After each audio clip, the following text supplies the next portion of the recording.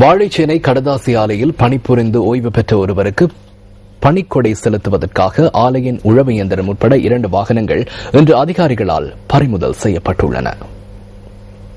பணிக்கொடை கிடைக்காத ஒருவர் சார்பாக பணிக்கொடை சட்டத்துக்கு அமைய தொழில் திணைக்களத்தின் மட்டக்களப்பு மாவட்ட அலுவலகத்தினால் வாழைச்சேனை நீதிவான் நீதிமன்றத்தில் வழக்கு தொடரப்பட்டிருந்தது.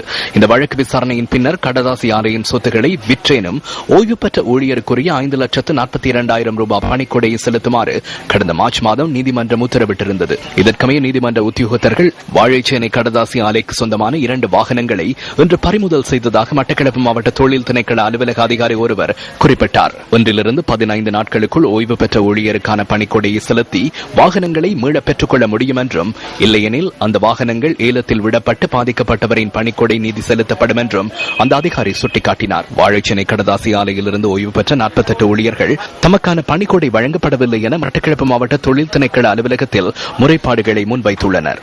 இதன் பிரகாரம் ஊழியர் பணிக்கொடை சட்டத்துக்கமைய பாதிக்கப்பட்ட 48 ஓய்வு பெற்ற ஊழியர்கள் சார்பாகவும் வாழைச்சேனை நீதிவான் நீதிமன்றத்தில் தனித்தனி வழக்குகள் தொடரப்பட்டுள்ளன. வாகனங்கள் பறிமுதல் செய்யப்பட்ட போது செய்தி சேகரிப்பதற்காக சென்றிருந்த ஊடகவியலாளர்களுக்கு வாழைச்சேனை கடதாசி ஆலையின் அதிகாரிகள் உட்பிரவேசிக்க அனுமதி வழங்கவில்லை என எமது பிராந்திய செய்தியாளர் குறிப்பிடுகின்றார்.